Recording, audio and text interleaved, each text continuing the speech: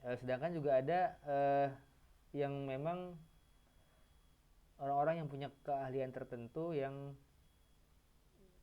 menjadi rujukan dalam tren terkini, travel, terus juga teknologi atau fashion. Jadi choose your niche, pilih bagian apa yang area apa yang kalian sukai, jangan sampai sama dengan orang lain. What is the area that you must know most about? Apa yang area bidang apa yang paling kalian ketahui? What do you feel most excited talking about? Apa yang kamu apa sih yang kamu merasa senang membicarakannya? Nah, ini temukan spesifik area dan kembangkan. Jadi mereka orang-orang yang influencer yang termasuk besar itu pertama mungkin dia pertama memulai, belum ada saat itu. Ketika dia mulai maka orang lain hanya mengikuti, dia pemimpin pasar utamanya. Nah, atau mungkin dia membuat sesuatu tapi berbeda dengan apa yang sudah ada. Choose your medium. Pilih medium media kamu untuk membuat konten itu. Medium itu media ya, bisa nanti most influencer are they are bloggers and microbloggers. Blogger itu yang menulis catatan harian, artikel di blog, yang blogspot. Nah, atau microbloggers. Microbloggers ini sosmed yang sudah menulis artikel itu sedikit, kebanyakan gambar, video atau konten lain, multimedia lain. Seperti microbloggers tuh orang yang menggunakan misalnya Instagram kah atau Twitter atau TikTok, sebenarnya masuk ke situ. Terus write an interesting bio, tulis biografi atau keterangan profil yang kalian yang menarik bagi bagi para audiens. Make sure that follow who read your bio will want to follow you. Maka dengan bio yang menarik itu akan membuat orang mengikuti kalian. Post regularly and consistently. Posting secara konsisten. The more you post, the more likely people will follow you. Makin banyak kamu post dan istiqomah, maka banyak orang akan mengikuti, karena algoritma medsos pun seperti itu. Boleh bisa harian atau mungkin berjarak 2 hari sekali, 3 hari sekali, seminggu sekali, asal rutin. Yang keempat, tell an interesting story. Ceritakan cerita yang menarik. Jadi setiap ada foto, ada konten tuh ada cerita di balik itu gitu. Whether it's a photo or a comment that you are posting, use it to tell a story that will catch the attention of your followers. Storytelling hubungannya dengan kemarin ada yang pertemuan pertama, ada tentang konferensi itu kan, melatih sekolah storytelling. Jadi memang story ini membantu untuk menambah engagement atau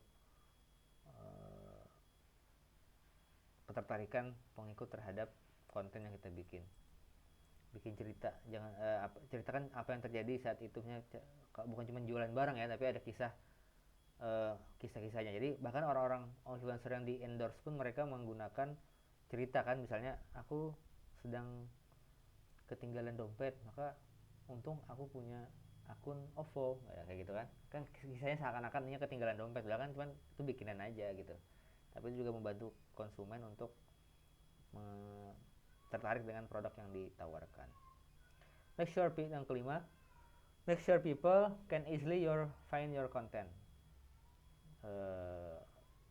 Buat orang mudah mencari konten kita dengan memposting ke berbagai media sosial. Gunakan hashtag gitu kan, teman. Hashtag sekarang banyak disalahgunakan gitu, orang menggunakan hashtag sembarangan.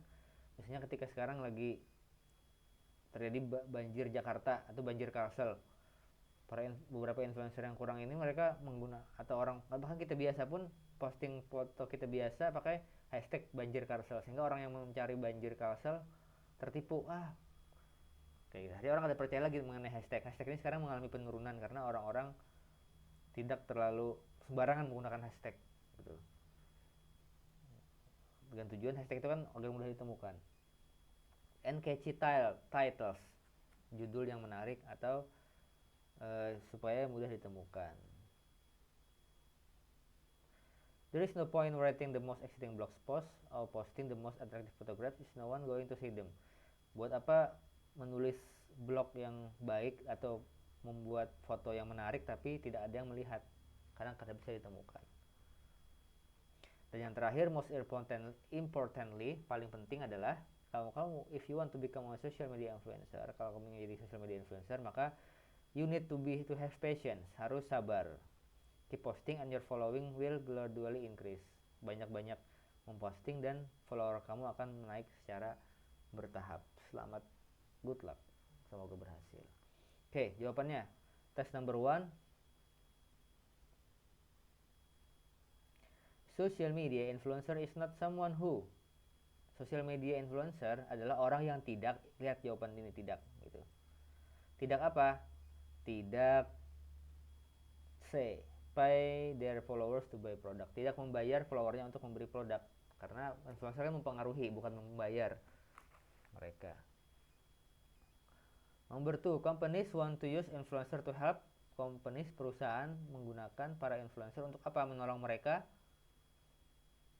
A. Sell their products to their followers.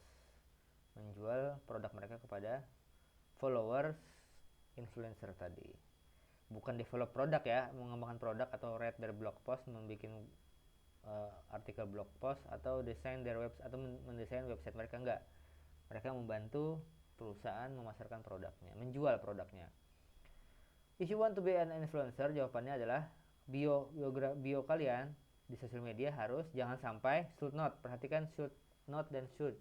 Should tuh seharusnya, should not tidak seharusnya. D. Be same as the other people's bio. Jangan sampai sama dengan orang lain. Tapi ini berarti kalau kita ingin jadi influencer, berarti ini dia tips untuk membuat bio yang bagus, A, B, dan C.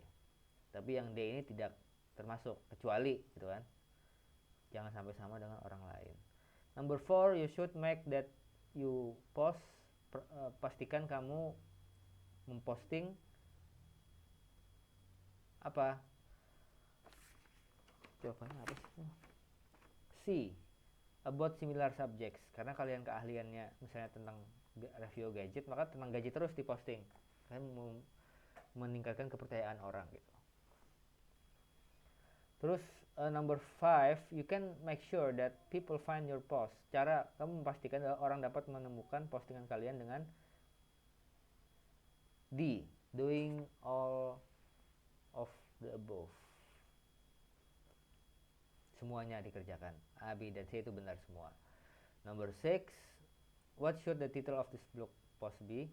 Artikel blog post yang artikel ini apa sih judulnya seharusnya? Judulnya adalah 5 tips on becoming social media influencer. 5 tips untuk menjadi social media influencer. Kenapa bukan A, bukan E? 5 way to influence people. 5 cara untuk mempengaruhi orang, bukan itu. 5 cara untuk menggunakan influencer in marketing, bukan itu. Karena kan tadi dia menjelaskan tentang cara-cara kita untuk menjadi media social influencer. Dan yang terakhir, 5 tips on making money as influencer. Cara tips mencari uang, belum sampai ke situ. Jadi dia bukan jawabannya. Cara bikin uang dari sebagai influencer. As itu sebagai an influencer, sebagai seorang influencer. Oke.